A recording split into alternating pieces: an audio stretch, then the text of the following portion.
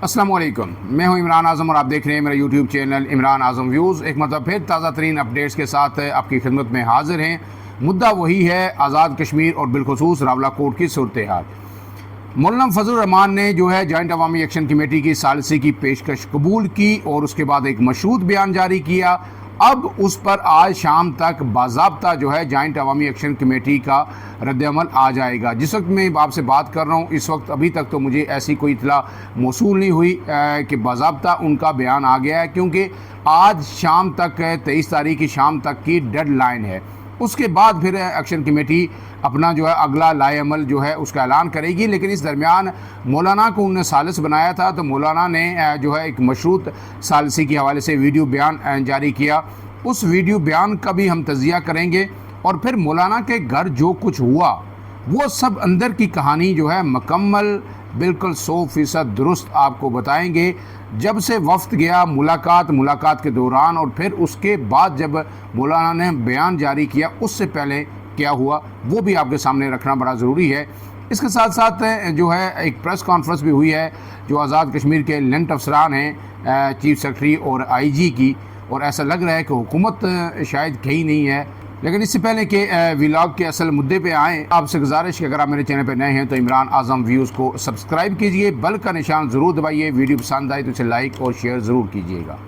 तो पहले जो है असल मुद्दे पे आने से पहले जो है बात कर लेते हैं कि एक प्रेस कॉन्फ्रेंस अभी हुई है चीफ सेक्रेटरी और आईजी आज़ाद कश्मीर ने, और उसमें उसी रियासत के मौक़िफ़ को दोबारा जो है दोहराया गया है कि किसी सतह पर एक्शन कमेटी से मुज़ाकरात नहीं होंगे और मुज़ाकरात उसी सूरत में होंगे जब एक्शन कमेटी ये धरना ख़त्म करे। उस हवाले से जो है आईजी साहब तो हमेशा की तरह गुस्से में रहते हैं, काफ़ी गुस्से में नज़र आए और उन्होंने कहा कि ये एक चार्जशीट पेश की कि ये लोग ये कर रहे हैं और आप उन्हें कह रहे हैं कि ये पुरअमन है। तो ये पुरअमन नहीं है, ये कलअदम तंजीम है, लिहाजा इसको अब जो है गैर मशरूत जो है धरना ख़त्म करना होगा, वरना कानून जो है सख्ती से इनसे निमटेगा। अब ये प्रेस कॉन्फ्रेंस तो जो वज़ीर इत्तलात हैं आज़ाद कश्मीर के, उनकी जानिब से होनी चाहिए थी, क्योंकि एक हुकूमत अगर नाम की है लेकिन मौजूद है। जब तक ये इलेक्शन होते कैबिनेट भी सलामत है, असम्बली भी सलामत है, लेकिन सियासतदान जो है कोई भी इस वक्त बोल नहीं रहा, क्योंकि उन्हें इजाज़त शायद नहीं है।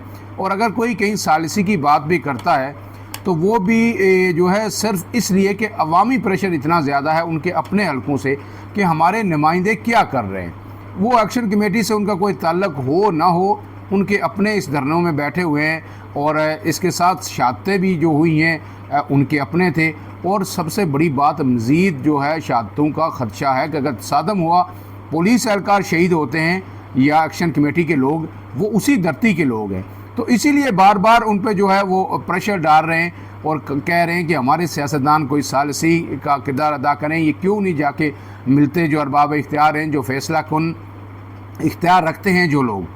लेकिन उन्हें क्या पता कि उस वक्त वो अपनी जान बचा रहे हैं और छुप छुपा के कहीं जाके मिल रहे हैं कि किसी को ये ना पता चल जाए, कोई हमसे नाराज़ ना हो जाए कि हम जो है कहीं सालिसी की बात कर रहे हैं। लेकिन इसके साथ जो है कल एक अहम डेवलपमेंट हुई। आपको पता है कि एक्शन कमेटी की जानिब से मौलाना फजल रहमान को सालिस मुकर्रर किया गया था और उसके बीच में फिर कुछ तातल भी आया, कुछ मौलाना शायद उस तरह प्रिपेयर नहीं थे, या फिर मौलाना सईद यूसुफ साहब बीच में जो है कुछ चीज़ों को डिस्कस कर रहे थे। लेकिन कल जो है सरदार महमूद याकूब खान जो साबिक़ सदर और वज़ीर आज़म हैं, उनके साथ जो है हसन इब्राहिम जो रुकन असम्बली हैं, वो और दिगर कुछ वकला जो है वहाँ पे मौलाना फजल रहमान के पास गए, उनसे मुलाकात की। मौलाना फजल रहमान की अपनी क़ियादत भी पार्टी वहाँ पे मौजूद थी। तो वहाँ पे हुआ क्या, वहाँ पे जब ये लोग पहुँचे तो साथ जो जॉइंट अवामी एक्शन कमेटी के नुमाइंदा हैं, जो एक्शन कमेटी की एडवाइजरी कौंसिल है बरतानिया के अंदर है, उन्होंने जिस शख्स को सालिस मुकर्रर किया है सरदार अमीन साहब, जिनके साथ जो है उमर नज़ीर कश्मीरी ने अपना वीडियो पैगाम भी जारी किया था जब उन्होंने सालिसी को कबूल किया था, तो वो भी वहाँ पे पहुँचे और फिर सारी डिस्कशन हुई, चीज़ें सामने रखी। सरदार याकूब साहब ने भी अपना जो है मुद्दा उनके सामने रखा। लेकिन फिर मौलाना से जब ये कहा गया कि ये उनकी डिमांड्स हैं जॉइंट अवामी एक्शन कमेटी की, हमारे ये 13 मुतालबात हैं उनके, और वो ये कह रहे हैं कि जनाब ये सालिसी इस पे की जाए, तो मौलाना ने एक बात कही। मौलाना ने कहा है कि जनाब ये मुतालबात तो आप एक साइड पर रखें, पहले मुझे वो ख़त दिखाएं जिसके अंदर ये लिखा हुआ है कि मुझे सालिस बनाने की उन्होंने पेशकश की है या मेरी सालिसी के लिए मुझसे दरख्वास्त की है। तो ये निकात आप एक तरफ रख दीजिए कि मुतालबात उनके क्या हैं। जब वो उन्होंने ख़त देखा तो उसके बाद फिर मौलाना ने जो है कहा कि ये जितने लोग यहाँ पे मौजूद हैं इन सब के जो है नाम लिख के मुझे दें, ताकि मैं अगर वीडियो पैगाम जारी करूँ तो कहूँ कि ये लोग मेरे पास आए, ये इनके ओहदे हैं, इन्होंने मुझसे रिक्वेस्ट की और फिर मैंने सालिसी जो है कबूल की है, लिहाजा जो है एक्शन कमेटी ऐसा ऐसा करे। तो इसमें सरदार अमीन साहब जो थे उन्होंने कहा कि नहीं सर, इन लोगों के नाम नहीं लिखे जाएंगे। उसकी वजह यह है कि एक्शन कमेटी यही जो सियासतदान है हमारे, इनसे नाला है और वो इन्हें ही अपने तमाम जो मसाइल का ज़िम्मेदार करार देती है। और जो अभी वाक़या हुआ रावलाकोट के अंदर, जो शहादतें हुई, 2 दफ़ा जो है उन पर फायरिंग की गई, लोग उनके शहीद हुए, तो उसका ज़िम्मेदार भी वही नहीं लोगों को ठहरा रहे हैं। तो जब आप इन्हें सालिस बनाएंगे, इनकी रिक्वेस्ट पे बात करेंगे तो वो ज़्यादा जो है इससे नाराज़ होंगे। उन्होंने बराह रास्त आप से जो है सालिसी की दरख्वास्त की है। इस पर फिर हसन इब्राहिम साहब और अमीन साहब के दरमियान थोड़ी सी खफगी भी हुई और हसन इब्राहिम साहब ने यह कहा कि जी बिल्कुल ठीक कह रहे हैं, ये वो हमारी सालिसी कैसे कबूल करेंगे, वो तो हमें डंगर कह रहे हैं कि ये 53 सारे डंगर हैं। उसके बाद फिर थोड़ी देर बाद ये सारे लोग जो है उठ के आ गए और मौलाना ने जो अमीन साहब हैं उन्हें वहीं पे रोक लिया और फिर उसके बाद जो है उन्होंने वहाँ पे खाना भी खाया। मौलाना ने उनको कहा कि आप तमाम पिक्चर जो है बताएं कि वहाँ की सूरत हाल क्या है। अब उन्होंने क्या सूरत हाल बताई ये तो मैं नहीं पता, लेकिन वो सारी सूरत हाल जो भी है उन्होंने एक्सप्लेन की है। और फिर उसके बाद मौलाना ने ये कहा कि मेरे इस्टेब्लिशमेंट से कोई बहुत ही ज़्यादा अच्छे ताल्लुकात नहीं हैं इस वक्त, लेकिन मैं कोशिश करता हूं कि जो है मैं उनसे बात करूं। और जब उनसे बात की किसी ज़राए से उन्होंने, तो फिर मौलाना ने ये कहा, उन्हें बताया कि मैंने बात की है और मुझे ये कहा जा रहा है कि ठीक है, अगर आपकी बात मानते हैं, आप सालिसी करते हैं, तो मुज़ाकरात की मेज़ पर अगर वो आते हैं तो ठीक है, हम अपना नुमाइंदा भी भेज देंगे। और उसके थोड़ी देर बाद फिर मौलाना ने बयान जारी किया और बयान में सबसे पहले उन्होंने यही बात की कि जॉइंट अवामी एक्शन कमेटी ये धरना ख़त्म करे और फिर उसके बाद जो है मुज़ाकरात शुरू होंगे, फिर मैं जो है आगे की राह हमवार करूँगा। अब इसके बाद जो जॉइंट अवामी एक्शन कमेटी है, मेरी समझ में उसका असल इम्तिहान शुरू हुआ है। वो इस तरह के क़यादत ने अब ये फ़ैसला करना है कि उन्होंने पेश कदमी करनी है, आगे बढ़ना है, या यहाँ से हिकमत के तहत, एक मसलहत के तहत जो है पसपाई इख्तियार करनी है। यही वो फ़ैसला है जो सब कुछ ख़त्म कर सकता है दोनों तरफ। अगर वो पीछे हटते हैं, यहाँ से इस धरने को ख़त्म करते हैं, तो फिर उसके बाद मुज़ाकरात कार दरमियान में आते हैं, मुल्ज़म फजलुर रहमान आते हैं, तो फिर शायद और भी लोग इसमें आ जाएंगे और अदारों से बात करेंगे कि आपकी बुनियादी शर्त पूरी हो गई है, इन्होंने धरना ख़त्म कर दिया, अब इनके साथ बैठ के मुज़ाकरात की मेज़ पर चीज़ों को हल करें। ये हमारे अपने लोग हैं, ये मुहिब वतन पाकिस्तानी हैं, ये मुहिब वतन कश्मीरी हैं, ये दहशतगर्द नहीं हैं। तो जब ज़ाहिर है अब बाकी मसला तो कोई है नहीं, सिर्फ सीटों का मसला है और उसको अगर रैशनलाइज़ किया जाता है, काबिल कबूल तरीके से हल कर लिया जाता है, तो फिर एक्शन कमेटी के ये जो कलअदम वाला चीज़ है ये भी ख़त्म हो जाएगी।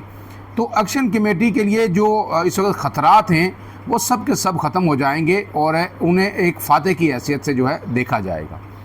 अब दूसरी तरफ भी चीज़ें ख़त्म हो सकती हैं अगर एक्शन कमेटी पेशकदमी का फ़ैसला करती है, और जब भी वो पेशकदमी करेगी, रियासत की जानिब से ये वाज़ेह और दो टोक मौक़िफ़ है कि इसकी इजाज़त नहीं दी जाएगी। जब तक ये पुरअमन बैठे हैं ठीक है, जब मुज़फ़्फ़राबाद की तरफ कहीं भी लॉन्ग मार्च करेंगे तो फिर उन्हें बाज़ोर ताकत रोका जाएगा, और जब रोका जाएगा तो इतनी बड़ी हैवी वहाँ पे डिप्लॉयमेंट है सिक्योरिटी फोर्सेस की। कल भी बहुत बड़ी तादाद में जो है रेंजर्स रावलाकोट के इर्द गिर्द इलाकों में पहुँचे हैं।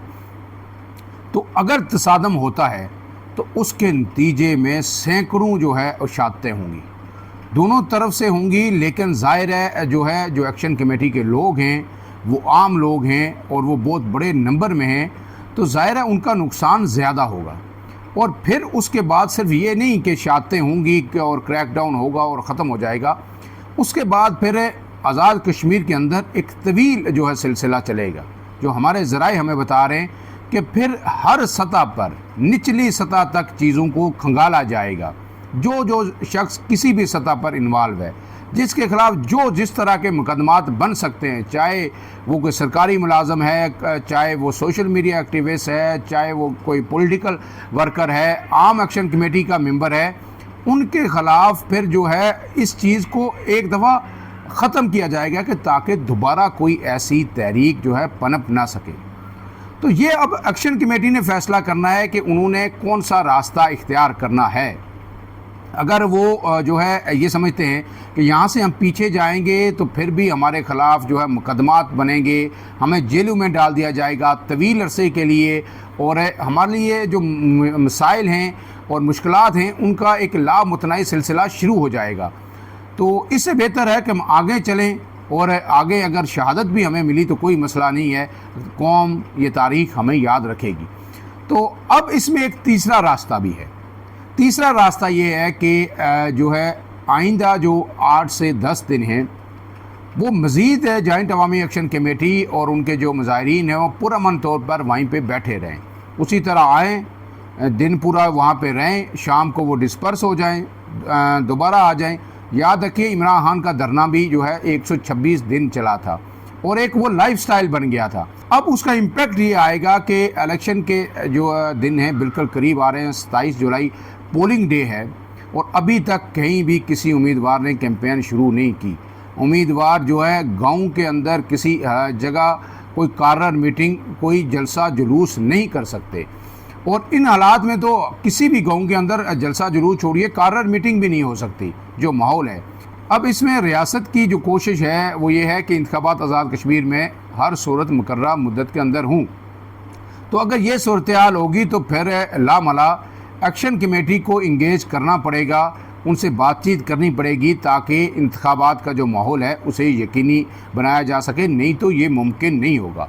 तो दूसरी सूरत में अगर आप उनके ख़िलाफ़ क्रैकडाउन शुरू कर देते हैं और उनको डिस्पर्स कर देते हैं और फिर ये सिलसिला गांव-गांव पहुंच जाता है तो फिर भी बहुत बड़ा रिएक्शन आएगा, और ये रिएक्शन जो किसी टाइम फ्रेम के लिए महदूद नहीं होगा, फिर इसका सिलसिला बहुत दूर तक जाएगा।